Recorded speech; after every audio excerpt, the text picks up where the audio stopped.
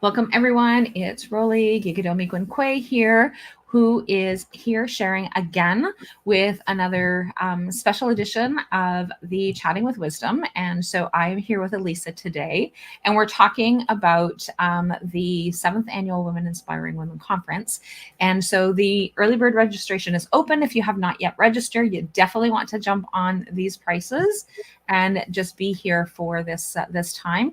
And so I just want to make sure that everybody has this opportunity to come and join in the fun that we every year have had in terms of not only transformation, but we literally just have fun. And so I love being able to connect and sharing and sharing who we are as humans, because that's exactly how we show up on the Women Inspiring Women Conference. So welcome, Lisa. How are you? Hey, I'm great. Thank you so much for having me here. I'm so excited about this conference, especially it's like right around International Women's Day. And I'm very excited. And talking about, having fun, that's gonna be awesome.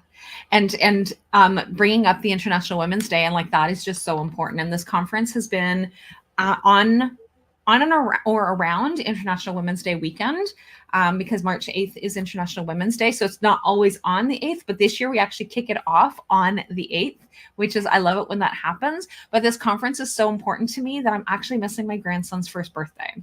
So like this is huge for me, because family always comes first. But it's just, this is something, that transformational weekend of being able to come together with like-minded women and having this this transformation. And I keep using the word transformation for some reason right now, because it really is that transformative work of being able to just have things moving forward. And yeah, so just kind of coming together. So I saw your post when you actually shared about the live that we were doing today, that I shared that I saw that. And so one of the things that you actually said on the post was that this is your jam. So tell me a little bit more about that. Yeah. So I love to work with people to help them on their self-confidence. Is like a huge thing of mine. And a huge part of that is self-love. So I know that the theme for this year is the power of self-love. And I really think that, that I think one of the best ways to have self-love and to give yourself self-love is to have a fulfilling life, like to fill your life with what you want and what's really important to you. And I think that so many of us, we either follow a certain path that we're kind of told we have to follow, or what society kind of says we should do, and we end up kind of being in a place where maybe we feel a bit stuck or a bit not so happy. And so I really think that empowering ourselves to think about what we want and think about what's important to us now and what we value, because that changes as you get older, and then to make change, and doing that change is like the kind of the scary part, right? And I really think that that's the ultimate form of self-love, because sometimes we talk about self-love with being like things that we do, sort of like, do it once a week or go for a massage or something. But I think that, what about the day to day? You want your days to be filled with what you want and to be happy, like as much as possible. Of course, there's ups and downs of life, but yeah, so I think it's really important to fill your life with what you want, and that's the ultimate form of self-love. And I really love that. I love that that is what it is that you do. And because this year's theme is the power of self-love. And because there really is great power to being able to have that respect for yourself, to love yourself first. And so I know that we have been ingrained over the years of upbringing and society, and it's like, oh, like we need to make sure that other people come first, and it's like, but we really need to make sure that we come first. And I love the analogy of the oxygen mask, right? So like, if we don't look after ourselves, we can't look after someone else. If we don't look after ourselves, like, so I know my girlfriend, this quote, she drives her crazy, because she's like, I don't want to pour from my own cup to give to somebody else. Like, that's just gross. But that quote of Like you can't pour from an open cup, from an empty cup. And Right. like we can't share what it is that we are able to give if our cups are empty. And so, so whether we Mhm. use vessel or cups or whatever analogy, so I laugh every time that I use that expression or that I see that expression somewhere, because and I just, it always resonates to me with my girlfriend. She's like, oh, but she's doing the literal, and she loves comedy and stuff. So like that's just really funny. So, but But oh, I yeah. can hear the fire alarm going off. So apparently my husband is cooking dinner for my granddaughter and himself. And apparently the fire alarm has gone off. And the funny part of that is that he always says, oh, the fire alarm went off. Dinner must be ready when I'm cooking. So this is actually really funny that it's actually going off right now while he's trying to cook dinner for my granddaughter and him. So that's funny.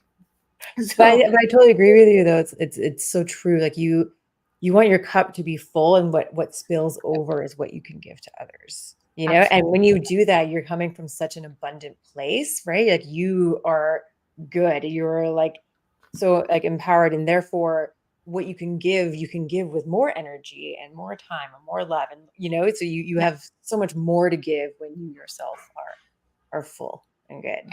And it really does make a huge difference. And I know that at this time of the year, I have some amazing clients who actually reach out to me and say, Rollie, are you making sure that you're looking after yourself? Because this is my crazy time. It is, and there's nothing I can do about it. It's just rolling with the deadlines and making sure that everything's flowing the way that it needs to. But then I also take an extra week off. Like I take the entire full next week off, after the conference, because I do need to replenish my cup, and I do need to be able to have that extra time to just figure out where I need to go and kick back and relax. And it's still smack dab in the middle of winter where we are, so it's not like I can go to anywhere leisure and go and hang out at the beach or anything. But I still get to have that time to be able to just really figure out where do I want to go and what do I want to do, and just have some time for me to be able to journal or whatever it is. Because over the next couple weeks, as much as I try to make sure, so I still make sure that I'm doing my self-care and all those kinds of things, is that I then, when we have these busy moments, being able to say, okay, so I have my busy moments, but here's my time that I've blocked off. I'm blocking this time off, that this is then going to be, because like you said at the beginning, we have ups and downs. We have things that we need, that life just kind of throws snowballs at us, and we need to figure out where things are going from there, right? So Yeah, yeah, totally. And actually, I was working with a coach of mine, and he was saying sometimes like we need to borrow a little bit. Like, sometimes you're right. This is like the busy time, and this is actually something, that's super important for you. And so, yeah, it's going to be a little crazy. And so it's almost like, hey, you're borrowing from your self-care time, but you can like the pendulum swings the other direction, right? So you can give that yeah, back to yourself. You can give yourself like sort of back that borrowed time and take away the time from your work for yourself later. So yeah, yeah, because sometimes we talk about this work-life balance, which can be sometimes impossible, right? So you just have to yes. know this is sort of a temporary thing. I'm doing this now, and then I'm going to give myself that week. And I think that, yeah, that's the perfect way of doing it, I think. But you have to make sure to actually give yourself that time. Yes, and Sometimes we actually, and that is just so important for us to be able to have, and I like that analogy of like being able to have like just borrowing, right? So we're borrowing from wherever it is that we can, because if not, we crash, and it's not going to help anybody to do anything. And so that is just really important. So, what is your talk about specifically? Yeah, it's all about like empowering your tomorrow. So I know like I've made some like really big changes in my life. Like I'm so passionate about making sure that you do things that you want in your life. And so but that can be kind of scary, right? If you think about a dream that you want and you want to follow that dream, doing some big change like that can be scary. And so and I really like to help. I like to call them like big bold moves to help people do that, because sometimes we can hold ourselves back from pursuing our dreams, if we feel stuck, or maybe we'll question if we're really like deserving of happiness or success. And sometimes we hold ourselves back because of fears or whatever may be coming up. And so my talk is kind of talking about that, like thinking about what it is that you want and getting really clear on that, like, because I think that once you're clear on it, then you can Yeah. know what you're striving towards, and you can make step towards it, and you can even like visualize it. And then so that's one of the talking points. And then I'm going to also be talking about how to really like give a tool for dealing with that self-doubt that can come up, and how to kind Mhm. of like conquer that and really like give a foundation of self-belief. Because sometimes like when we're doing something, when all that kind of fear comes up and gets scary when you're making change, we get in our own ways, but also other people get in our ways too, you know? So like how you just kind of just being very aware of how you might be getting in your own way, and then having a tool to kind of deal with that. And then also that it's okay to prioritize yourself, which is the third step as well. Like, this is okay for you to go after what you want. And like we were Yes. just kind of talking about that sort of borrowed time, like, you know, maybe you might need to borrow a little bit of time to really pursue your dreams, but then you'll be able to give it back once you're And it's just so important for us to be able to have this balance. And we talk about balance as though like it's like even, and it's not, right? So like balance kind of there. fluctuates. Like, so if you're actually looking at a pendulum, it never stays. Like, or even like if you put everything on a balance thing, you put something on, well then it needs to readjust itself. Right. Right. And so like it's just that analogy and that visual of being able to know that it's not going to be hit and miss or perfect or anything like that, right? So Right. Yeah, there's going to just be huge ups and downs and yes, setbacks, and like, you know, there's this, it's always this crazy road that we go yes. on. And so it's like, how do you navigate that, and having the tools to keep moving forward? Well, and it's just like even just when we talk about, so at the end of last year's conference is when my grandson was born, because he was born on the 9th of March. And so it just happened that it was like right after the conference. And so but it was like all the ups and downs of everything that's happened in the year. So like yes, it was like exciting that he was here, but leading to that there was some complications. And then and so like there was that fear, and there was the things that were going on. And then afterwards it was like being able to help mom, and then we get into the summer months, and then we had a whole bunch of tragedies that happened for us. Like, so we Mm.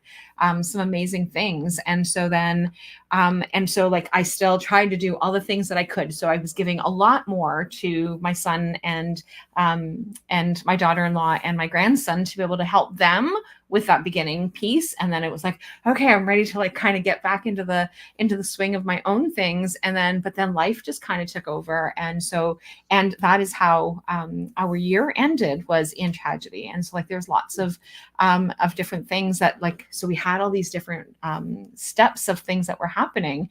And so it's just really important that that's not what I focused on, right? So I healed, like there was some grieving, like not that I'm fully healed, and there's still some other grieving that still needs to be done, because grief is a lot longer than just a 4 week time or whatever. But it's just so, but now I'm actually able to kind of get back into the swing of things and getting things going. And then of course, as I'm coming back, we're getting ready for the conference. So it's like, okay. So it's like, Here we go. but then I'm going to be able to kind of go back into like, okay, so now I'm going to be able to go back into the normal things. And even if something big happens in my life, I'll still have that opportunity to be able to have that. Mhm. And so like, and I think that that's wonderful that you're talking. And so what's really funny, I just kind of smiled. I don't know whether or not you noticed when you actually talked about that fear of getting in our own way. And that is exactly what we talked about with Dr. B when I did the interview with her early this morning, is that it was like, okay, like perfect. So we're in this day today, and we have two speakers that are actually doing these interviews, and both of them are talking about that fear of stepping out. And so I'm a strong believer of messages are coming when they're supposed to, exactly how they're supposed to come out. It's not maybe something that we want or expect or that kind of thing, but it's like that reinforcement of like, oh, look at that. Both speakers are actually talking about the exact same thing in terms of like how they're projecting like what's happening. And so in that same conversation was like, it was how a poster that I put out was like very much in sync with what it is that Dr. B was saying. And then here you are again, reinforcing those same things. And I just love it when the messages are all coming forward into that whole thing. Like you and I didn't talk ahead. Me and Dr. B didn't talk ahead. You and Dr. B didn't talk ahead, right? So like there was no discussion as to like, oh, we're going to make sure that we talk and touch all these points today. It was really just all the synchronicity of what we need to learn and what we need to do. And that is exactly what this weekend is all about. Yes, yes. Oh, I love that. That's so funny that we talked about the same thing to sort of reinforce it. And it's so true. It's like, Yep.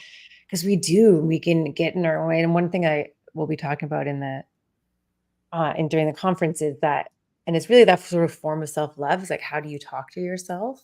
And how Yeah. can you talk to yourself in a more loving and compassionate and kind way? Because sometimes we don't even realize the things that we have in our head that we say, or just the reactions we have, like, and it's Yeah. like, how can we reframe that in a way that's like believable and true to you, but also super kind, so you can start, really kind of like giving yourself your own this self-confidence boost to keep moving forward, because we can get it from other people sometimes, but also we need to give it to ourselves. And so yeah. And we're really quick at noticing when someone else is not doing that gentle talk, right? So if happen to be having a conversation, it's just really easy for us to say, oh, Lisa, I just noticed that you actually said something so unkind to yourself. But then sometimes it's not always that easy. We really need to have that reflection of having that Mhm. conversation with ourselves and really being able to pay attention to that gut punch feeling, or the tightness of the chest when something's happening, or all those different things of being able to like really pay attention to what it is that we're doing. And over the course of the weekend, that is exactly what speakers like you are sharing, is your expertise and your talent of how to be able to bring that to the surface, right? So like, so it's not that none of us know what it is that we're doing, because 99% of us, 99% of the time, we can point it out when others are in that despair or in those sad moments. But when we're in them, it's like, oh, maybe I need to, right, have that reflection of what it is that I need to do, and that kind of thing. So I love that. I love how it allows us to be able to have that. So is there anything else, Elisa, that you think is important for us to share before we head out?